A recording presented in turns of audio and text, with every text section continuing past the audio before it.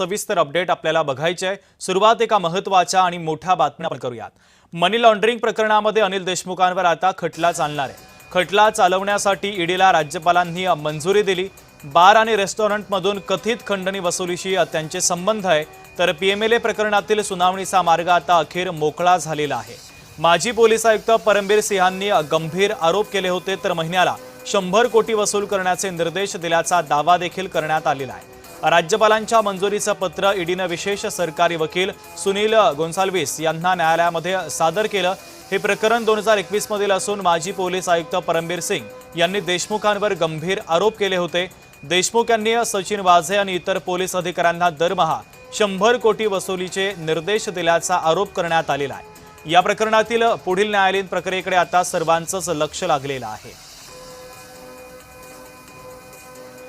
ज्योत्स्ना गंगणे आमच्या प्रतिनिधी जोडल्या जातात, त्या बातमीच्या संदर्भातले अधिकचे अपडेट देण्यासाठी। ज्योत्स्ना, बरं, अगदी आपण बघतोय की हे प्रकरण जे आहे मनी लॉन्ड्रिंग प्रकरणामध्ये माजी गृहमंत्री अनिल देशमुख ज्यावेळेस महाविकास आघाडीचं सरकार होतं त्यावेळेस हे प्रकरण समोर आलं होतं आणि तत्कालीन जे कमिशनर होते त्यांनी असा आरोप जो आहे तो गृहमंत्र्यांवरती लावला होता की गृहमंत्र्यांनी जे आहे सचिन वाझे आणि इतर पोलिसांना कमिशनरला जे आहे ते संपूर्ण महाराष्ट्रातून 100 कोटी रुपये गोळा करण्यात यावे अशा प्रकारच्या सूचना दिल्याचा आरोप जो आहे तो परमबीर सिंग यांनी जो आहे तो माजी गृहमंत्री अनिल देशमुख यांच्यावरती लावला होता। मात्र अनिल देशमुख यांनी या प्रकरणामध्ये अनेक पुरावे सादर केले होते, त्यांनी राजीनामा सुद्धा दिला होता। मात्र आता पुन्हा एकदा ईडीने जे आहे ते कोर्टामध्ये विशेष न्यायालय जे आहे ईडीचं त्याच्यामध्ये एक कागदपत्र सादर केलेलं आहे आणि त्याच्यामध्ये महाराष्ट्राच्या राज्यपालांनी जे आहे हा खटला चालवण्यासाठी मंजुरी दिली असल्याचं सुद्धा एक कागद सादर केला असल्यामुळे आता या प्रकरणाची संपूर्ण चौकशी होणार आहे।